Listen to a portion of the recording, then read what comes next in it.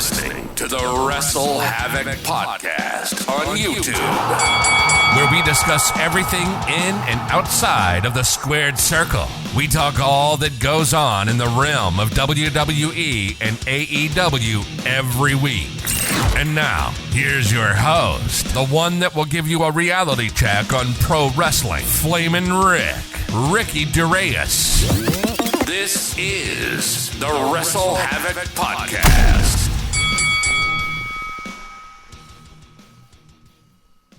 It was the Angel versus the Devil, that being Kenny Omega taking on MJF for the AEW World Championship for the first time.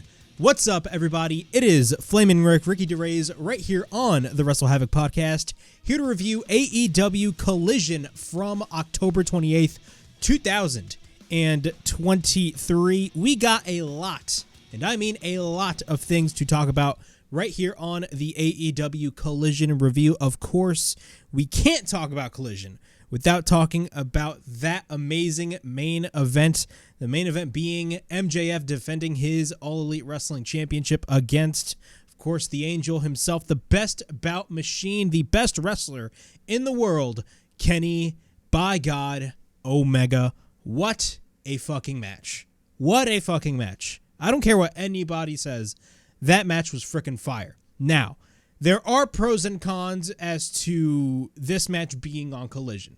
And I'm not going to shy away from the criticisms of the fact that if you kind of think about it, AEW, in a way, kind of hot-shotted this match on free TV. This easily could be a money feud. MJF versus Kenny Omega. And I even made the prediction on my Dynamite review that this match was going to end in some sort of shenanigans. But by the looks of the whole match, even though we did see some sort of interference by Don Callis, there was no fuck finish. There was no interference near the end of the match. Nobody cost anybody the match. The match ended with MJF pinning Kenny Omega dead center in the ring, and MJF retains the AEW World Championship. Also, MJF was this close on getting his Triple B belt. Of course, the Big Burberry belt, of course, right now at the hands of Switchblade Jay White, who is his opponent at Full Gear at the Kia Forum. And also, of course, Jay White calls that belt the Bang Bang belt, which I think is a great touch, to say the least. But nonetheless, MJF was this close on getting that belt back, but unfortunately he failed, and he went on with the Kenny Omega match with no title whatsoever, even though he is the rightful champion. We had Jay White versus AR Fox in the opening match of the show, which I thought was absolutely phenomenal. It was a really, really, really good match. It was a short match, but an effective match that I thought was really good, and it showcased AR Fox very well. Not only that, the crowd seemed to like what AR Fox was doing in the match. We also had Hikaru Shida defending her AEW Women's title in a Fright Night fight against Abadon, which was an atrocious match, and I'll talk about that later on because I'm going to be ranting on this. It kind of gave you some Vince Russo WCW/TNA vibes. I'm going to be brutally honest with you. And then we also had squash matches. I mean, we had Samoa Joe versus Rhett Titus for the ROH title. We had Claudio Castagnoli taking on Tracy Williams. Those were squash matches. And we also had Dax Harwood versus Ricky Starks, which was a pretty good match. And, of course, we had the House of Black being involved in that match, which saw the return of La Facción Ingobernables. Of course, LFI made its return, and from what it looks like, we are going to be getting a feud between the House of Black and LFI, which I'm absolutely fucking excited about because it gives some sort of direction for the House of Black. And I loved what they did last week on Collision by having the lights go off numerous times, and it showed the House of Black really running rampant all over Collision, and that is exactly what you need. So I'm really enjoying the direction that the House of Black is going, and hopefully this is definitely the step in the right direction that the House of Black really need to go. But nonetheless, I thoroughly enjoyed AEW Collision, even though there were some bad portions of the show. I thoroughly enjoyed the show. Of course, the main attraction for this show was the main event between MJF and Kenny Omega. I'm going to be discussing that match later on right here on the AEW Collision Review, right here on the WrestleHavoc Podcast. And before I get on with all of this craziness, of course, please make sure to like and subscribe to the WrestleHavoc channel right here on YouTube, in which we discuss everything in and outside of the squared circle. Make sure to like and subscribe for more content. And as the freaking referee would say, ring, ring, ring that damn bell for more notifications. Of course, if you guys want to follow me on social media, I'm on Instagram, X/Twitter, and TikTok. And if you guys want to watch more content right here on the YouTube channel, subscribe for more content. All right, let's get ahead with the AEW Collision Review. The show kicks off with Switchblade Jay White, the fake AEW champion, because he is holding MJF's Big Burberry belt, the Triple B, or I should say the Bang Bang belt, which is so cool, especially when Jay White says it, the Bang Bang belt. I always like the way how Jay White says that. But Jay White wrestles in the opening match. Of course, he is the number one contender for MJF's world title at the Full Gear pay-per-view. He faced off against AR Fox, and there's some sort of a redemption right now with AR Fox, considering the booking, the weird booking of AR Fox. Of course, he came into AEW, I believe it was last year, and throughout the past couple of months, he ended up turning heel on Darby Allin and joining the Mogul Embassy, which I actually thought was such a good idea. And that backstage, not backstage segment, but that pre-taped video package of Swerve and AR Fox entering the Buddy Wayne Academy and beating the shit out of Nick Wayne, I thought that was such a tremendous touch. Unfortunately, they had Swerve and the Mogul Embassy basically turn on AR Fox real quickly, and they basically kicked him out of the group, which is so stupid in my opinion, because I thought AR Fox, even though it was a short amount of time that he was even a part of the group, I thought he made a great addition to the Mogul Embassy. But AR Fox is back to being a babyface, and he's now on his own, and boy, have the tides turned, considering now Nick Wayne is the heel in this whole scenario, and now he is joined up with Christian Cage, so it's kind of like weird. The roles have reversed. But we got Jay White versus AR Fox. It was a phenomenal match, a short match, only less than 15 minutes. It was a pretty good match, though, for it being real short. Back and forth by both men. Let's go through the match real quick. Both men lock up. We get a side headlock takeover by Switchblade Jay White. And then we get a shoulder tackle by Jay White. He continues to work on AR Fox. We then get a chop by Jay White, but then Fox fights back with chops of his own. A lot of chops in this fucking match. Jay White fights back, but then Fox comes back and hits a drop kick. After that, he goes for a running shooting star off the apron, launching off of the post, which was freaking awesome. Jay White then goes for a suplex on Fox in the corner. After that, he goes for a chop, but then he goes for the hip toss, followed by another chop. After that, Fox runs into a back elbow. We get an elbow shot on the back of Fox, but then he follows up with a DDT, that being Switchblade Jay White. Once we're back from commercial break, Jay White continues to be in control. Fox tries to fight back.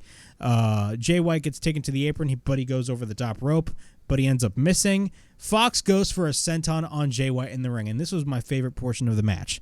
So he goes for a senton on Jay White in the ring, then goes back into the ring, and then goes for a senton on Bullet Club Gold, that being the Guns and Juice Robinson. And then he goes back into the ring and goes for a senton over the top rope on Jay White, and then he ends up going for a twisting vertical suplex after that. At this point, the crowd went on their feet for AR Fox. After that, he goes for a senton off the top on Jay White, and then we get a cover and a near fall. At this point, the crowd is chanting, "This is awesome."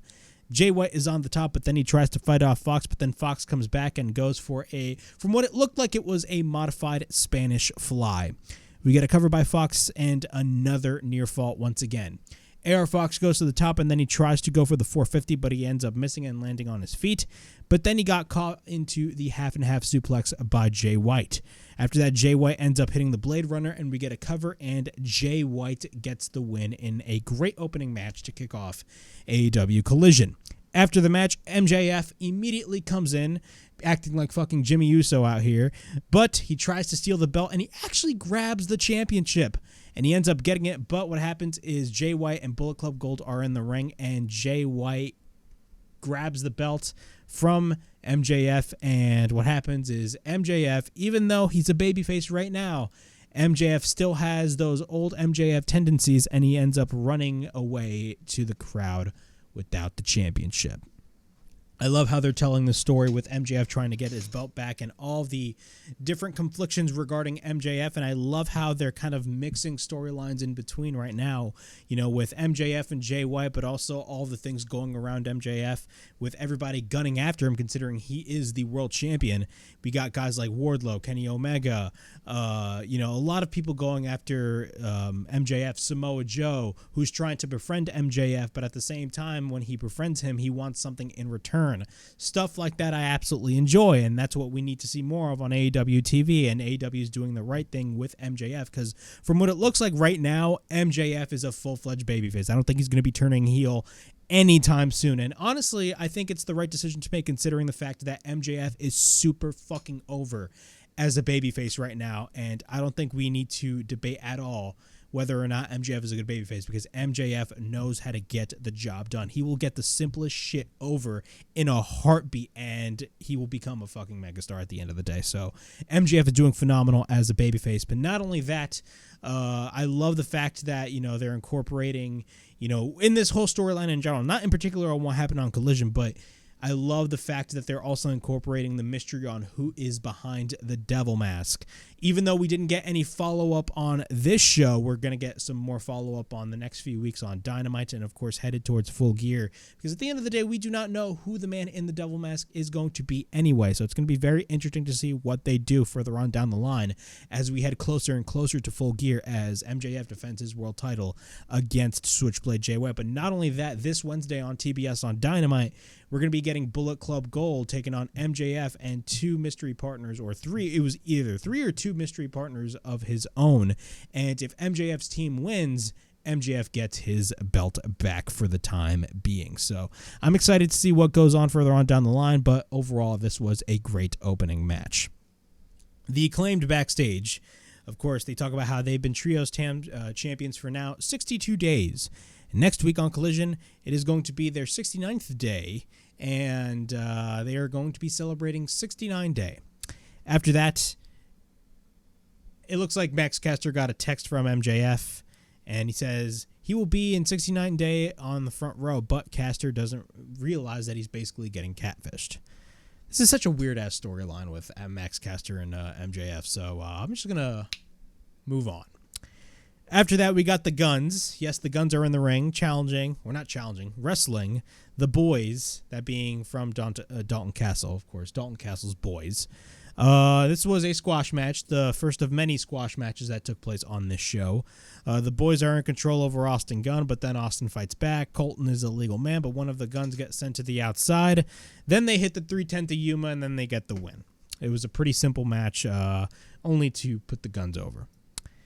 After that, we got a phenomenal, very well-produced video package for MJF versus Kenny Omega later on this show. Of course, it was a shortened version of the video package that we actually got the previous night on Rampage. Because on Rampage, at the end of that show, it showed MJF being, quote-unquote, recruited by Don Callis, which at the end of the day led to MJF rejecting Don Callis and basically telling Don Callis that he has a line on his head and it looks like a fucking vagina.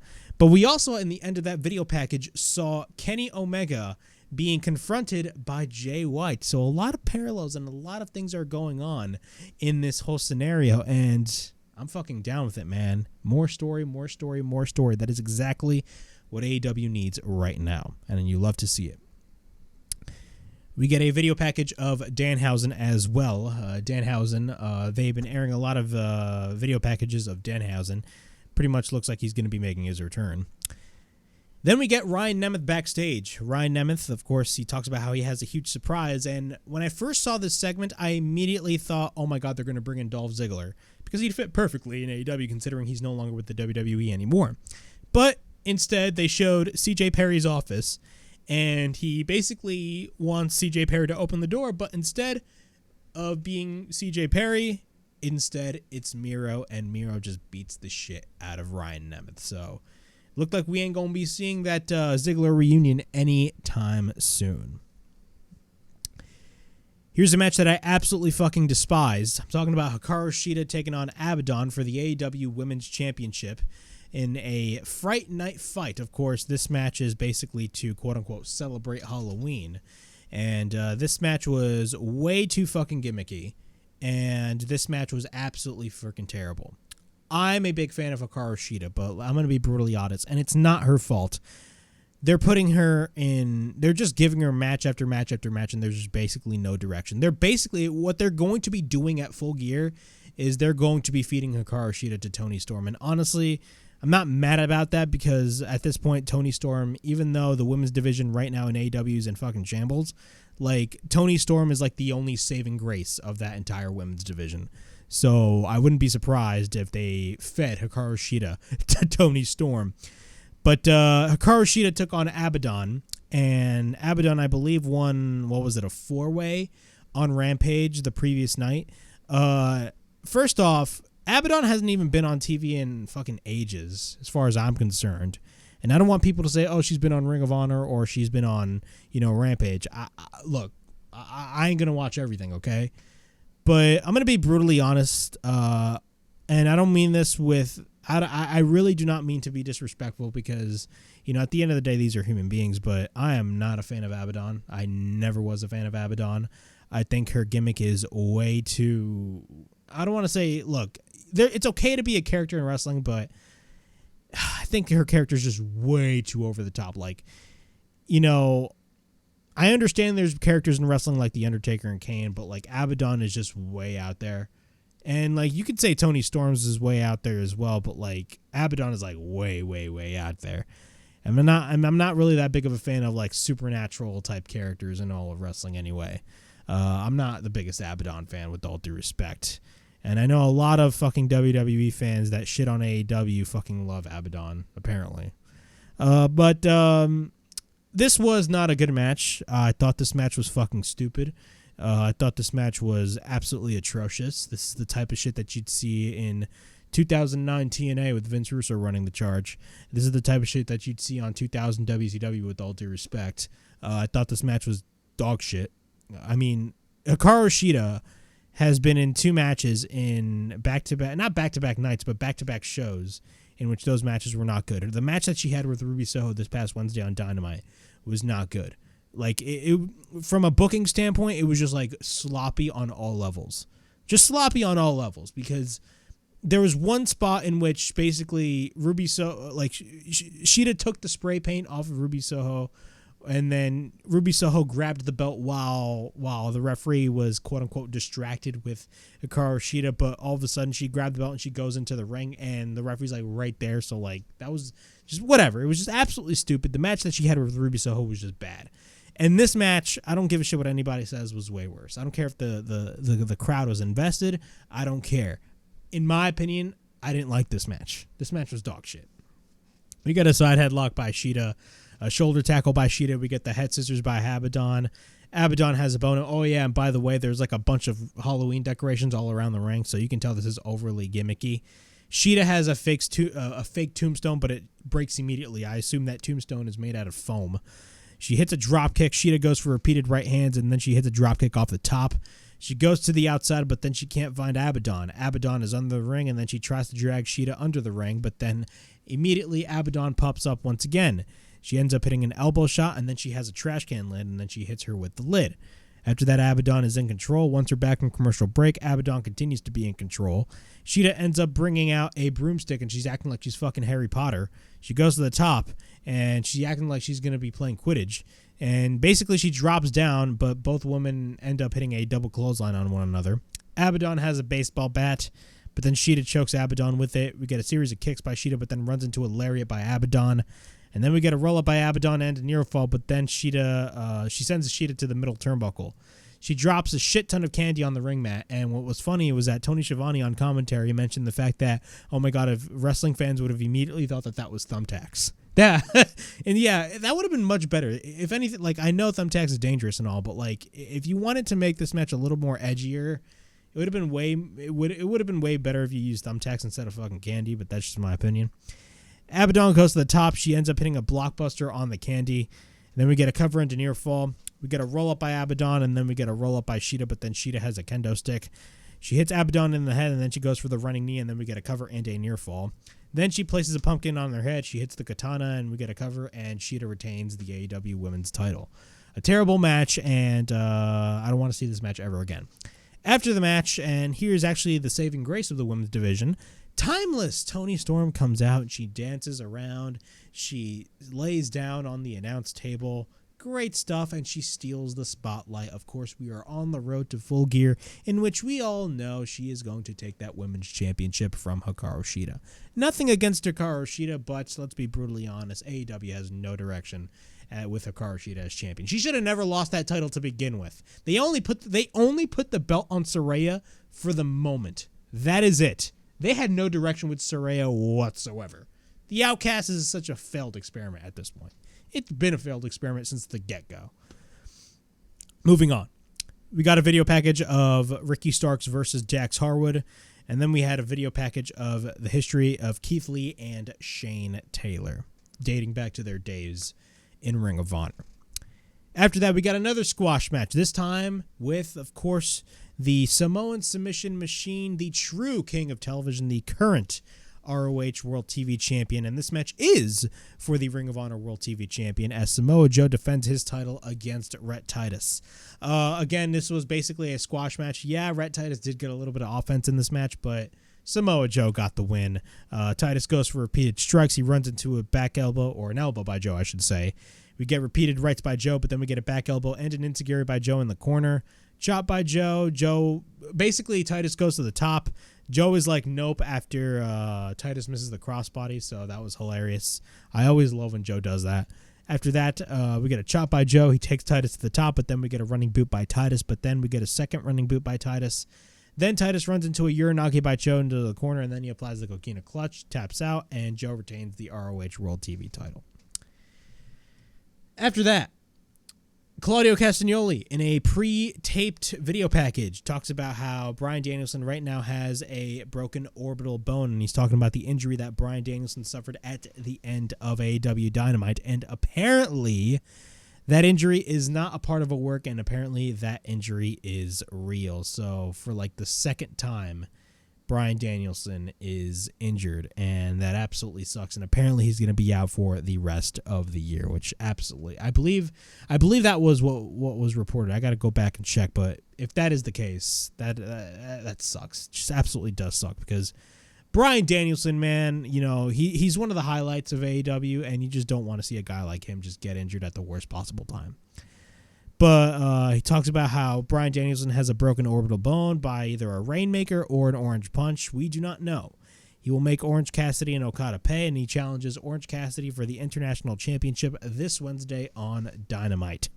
After that, he talks about how he's pissed that he hurt Danielson, and now he will hurt him. He says, see you Wednesday, and good luck. We got Dax Harwood from FTR taking on one half of the AEW Tag Team Champions, Ricky Starks. Before the match even started, the lights go out and then they go back on, and it shows the House of Black in the crowd. And then finally, the match starts. Both lock up. We get a bunch of technical wrestling in the beginning. We get a shoulder tackle by Dax. Then we get a hip toss by Dax, but then we get a series of counters after counters by both men. Then he goes for the side headlock takeover, and then he goes for repeated right hands, that being Ricky Starks, in the corner on Dax. We get a series of chops by Dax in the corner, but then Dax is in control at this moment. We get a slam by Dax, but then he misses the flying headbutt off the top. After that, he drops his knee onto the back of the head of Dax. We then get a leg drop.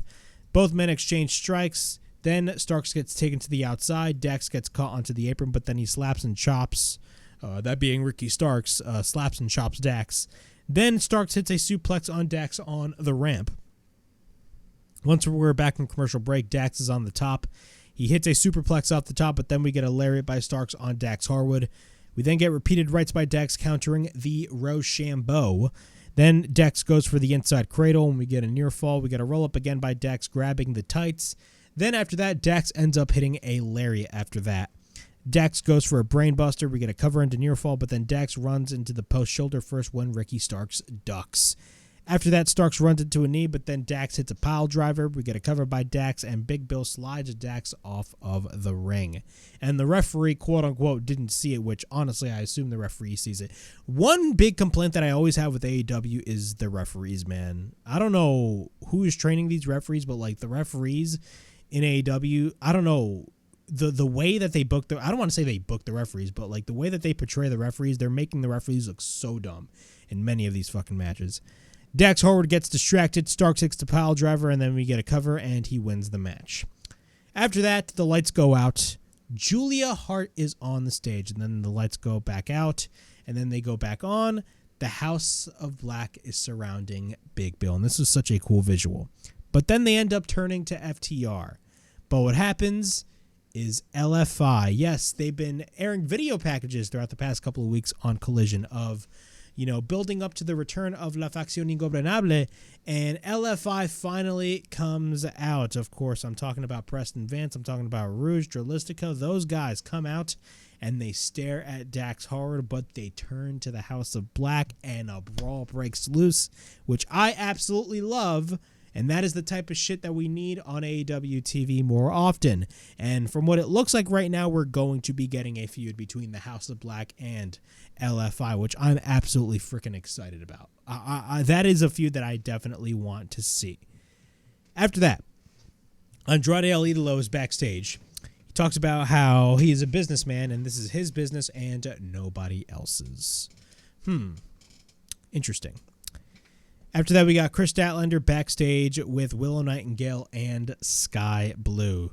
Talks about how she wants Willow and Sky to handle both of their issues, and they talk about how ever since Julia Hart sprayed them with the mist, things were getting worse and worse and worse.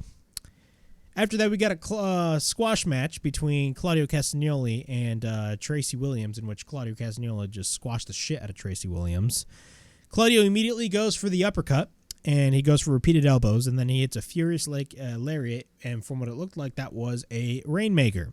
After that, he hits the uppercut, and we get a cover, and he gets the win. After the match, he applies the label lock, and that was that. Of course, he's trying to avenge his fallen partner right now, who's currently dealing with an injury, Bryan Danielson. And, of course, he's going to be facing Orange Cassidy this Wednesday on AEW Dynamite. AEW showing both Kenny Omega and MJF gearing up for their eventual classic match for the AEW World Championship, but Samoa Joe, for the second time, meets up with MJF. Talks about how he can be his friend, but if I'm going to be your friend, I need you to give me what I want, and that is a rematch for your AEW Championship. And if you ever find yourself in a bad way, just scream my name.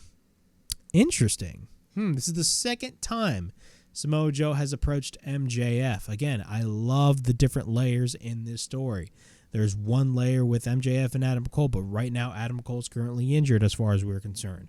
We don't know who the man in the devil mask is. It's clearly not MJF. Even though it is his mask, it's clearly not MJF. Meanwhile, MJF is trying to break the streak of is trying to beat Kenny Omega as longest reigning AEW champion. But Samoa Joe is in the way as well of MJF, as well as a guy like Wardlow who's clearly gunning after MJF. So I love all of these different parallels and really mixing this story all together. Not only that, in that video package that we saw on Rampage last night, Don Callis came in and basically, offered help to MJF, but MJF completely refused. A lot of interesting developments, a lot of mixing of stories, but that's what we're here for.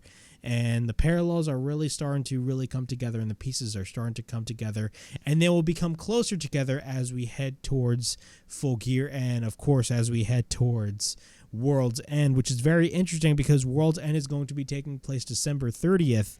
And what happens at the end of the year, of course, what happens at the end of the year is the bidding war of 2024. We got our main event.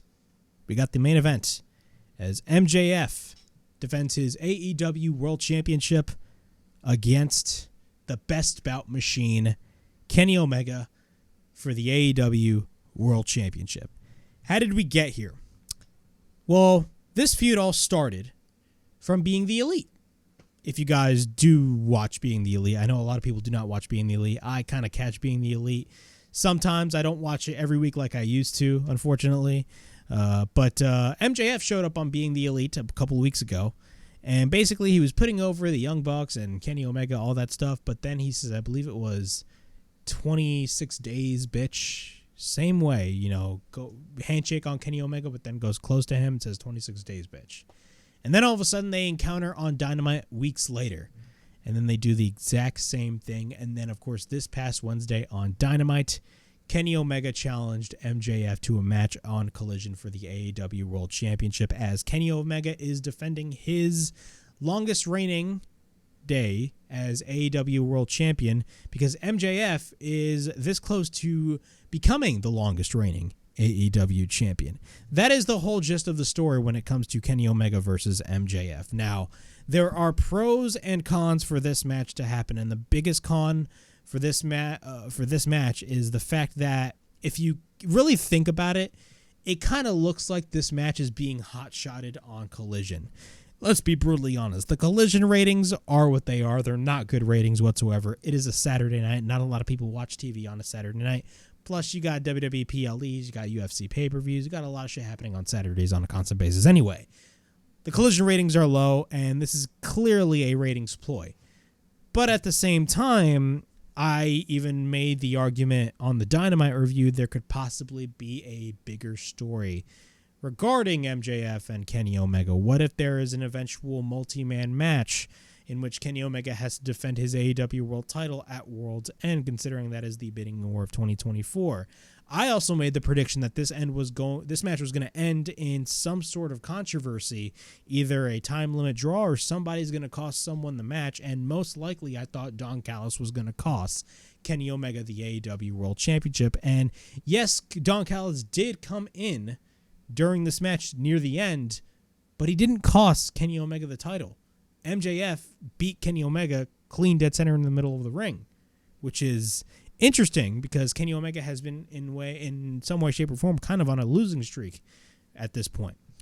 But it's very weird.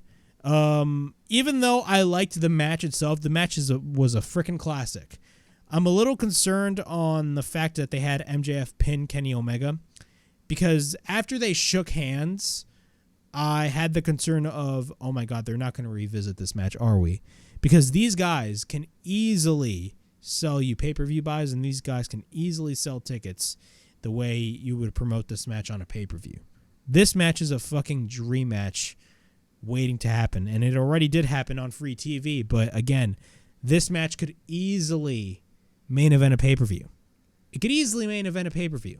So maybe further on down the line when they eventually kind of gel in all of these different stories that they're telling all over with MJF, maybe that could involve Kenny Omega in some way, shape, or form. So it's very interesting to see what they're going to be doing with this, but I love the fact that we got this match, but I'm not going to shy away from the valid, because it is valid criticism, and honestly, it is true. If people are complaining about this, I totally understand. It kind of sounds like they did kind of hot shot this match, even though this match could have easily been on pay-per-view and you would have sold a shit ton of pay-per-view buys. That's just my opinion, but it is what it is.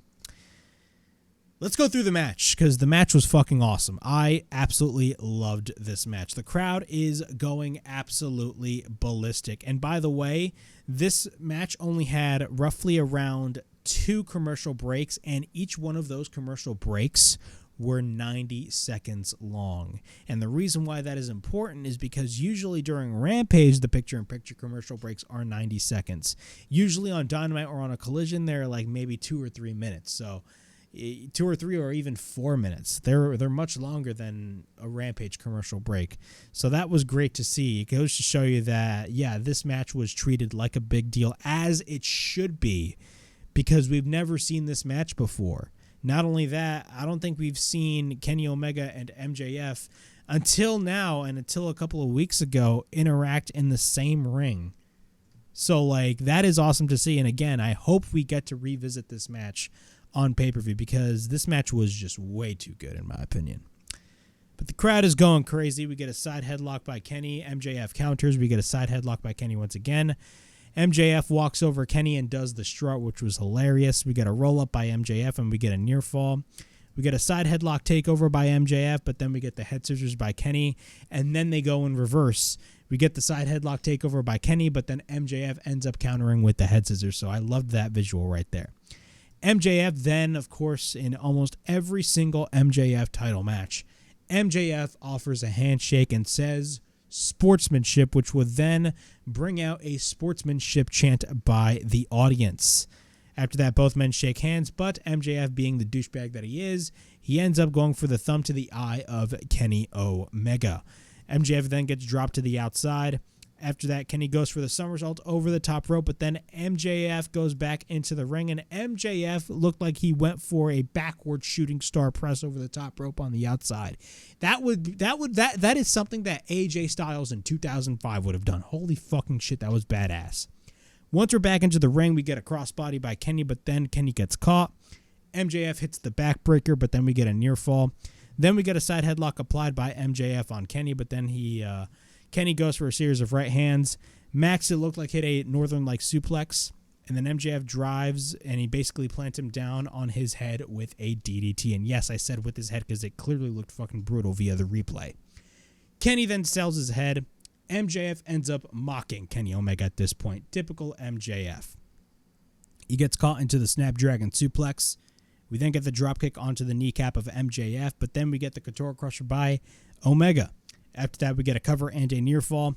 Kenny clotheslines MJF onto the outside, but then Omega goes for the moonsault onto the second turnbuckle on the outside.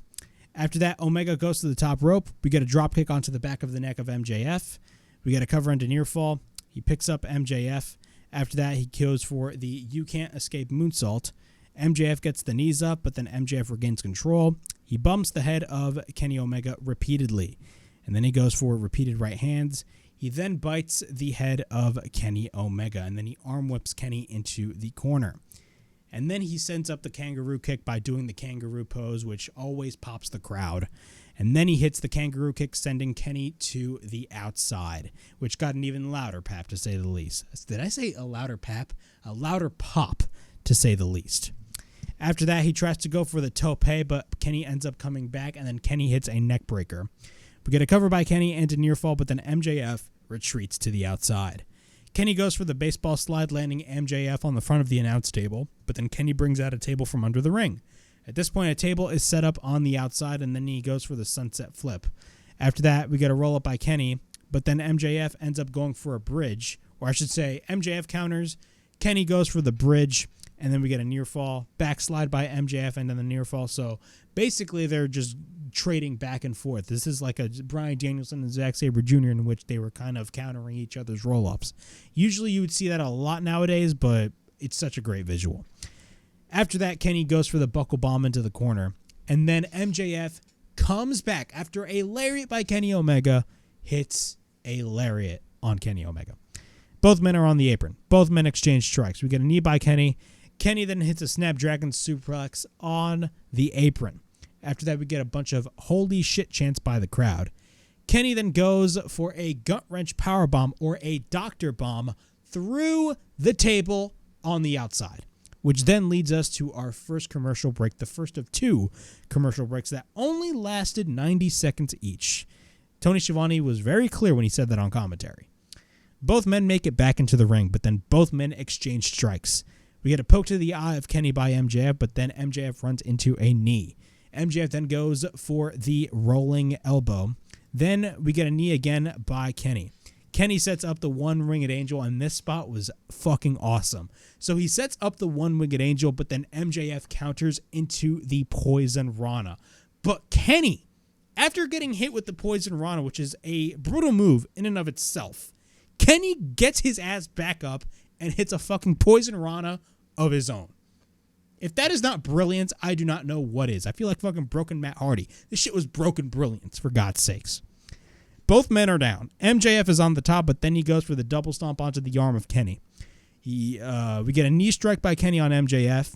MJF takes Kenny down, but then he drives Kenny down with a modified, and from what it looked like, and the commentators even mentioned this, it didn't really look like a full Blue Thunder Bomb, but I'm just going to call it a modified Blue Thunder Bomb. We get a cover and a near fall. MJF gets him back up. He drives him down, and then we get a kick by MJF, but then Kenny counters with a brainbuster. After that, he hits the pile driver on MJF. We get a cover by Kenny and a near fall when Max gets his foot on the bottom rope.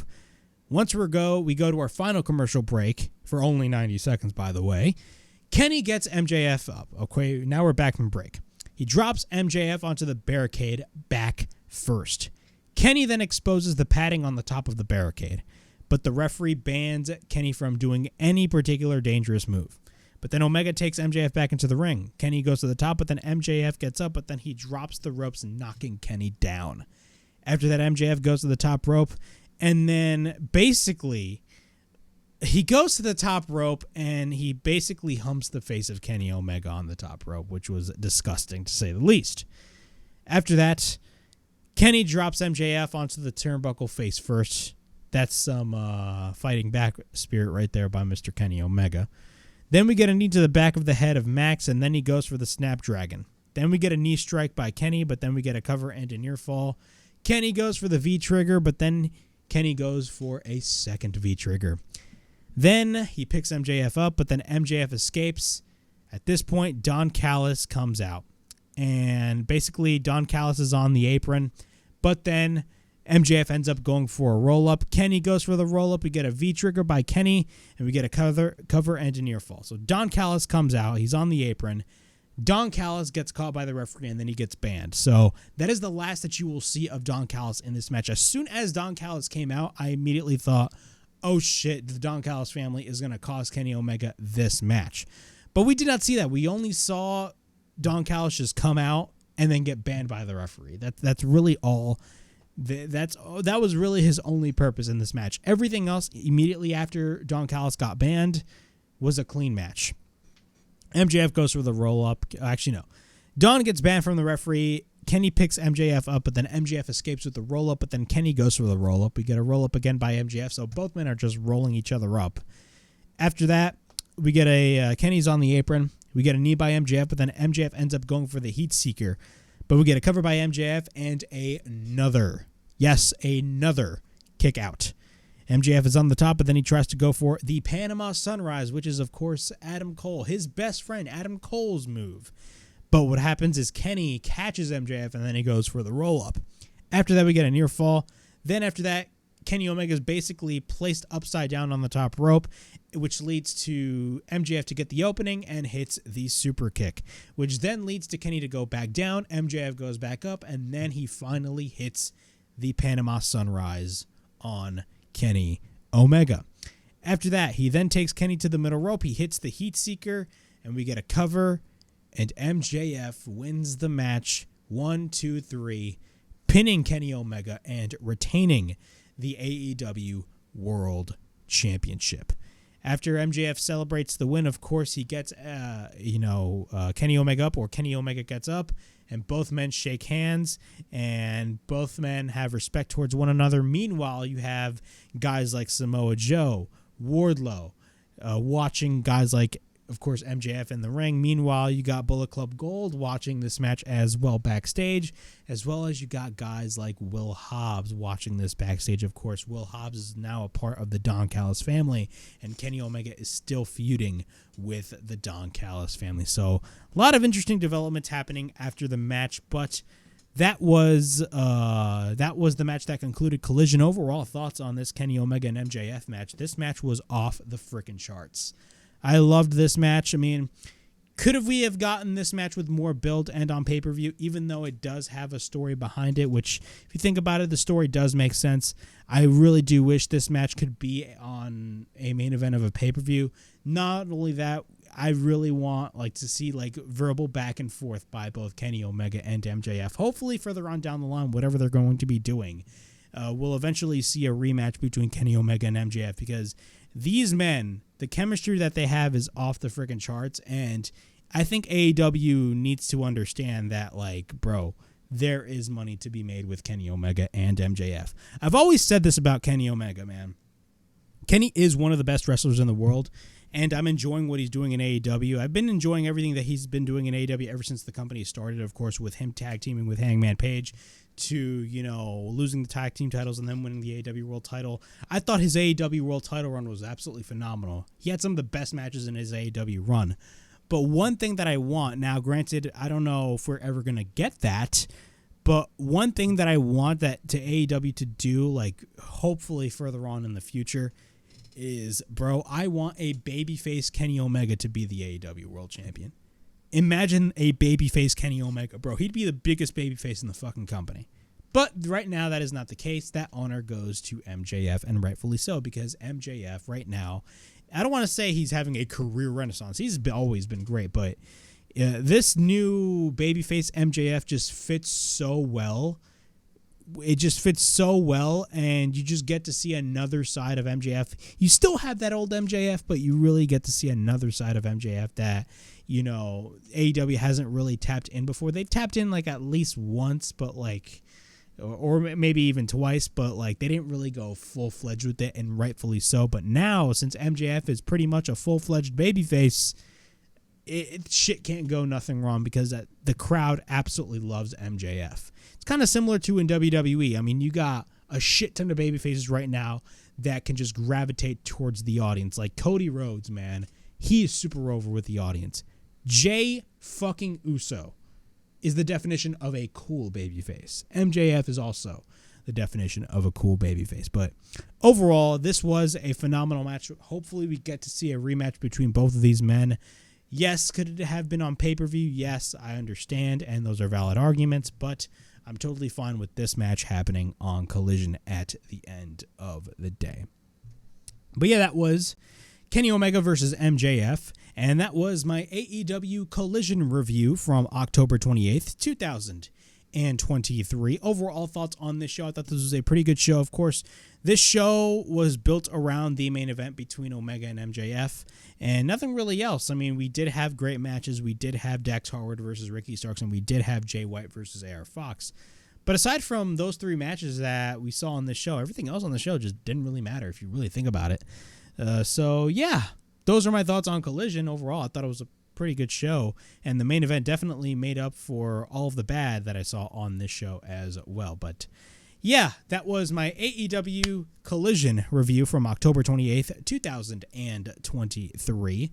Please like, subscribe, comment down below, push that bell for notifications. I mean, look out for more videos right here on the WrestleHavoc Podcast, in which we discuss everything in and outside of the Squared Circle. Make sure to like and subscribe for more content, and as the friggin' referee would say, ring, ring, ring that damn bell for more notifications. And as always, it is Flamin' Ricky DeRays signing out. I'll see you guys later. Peace.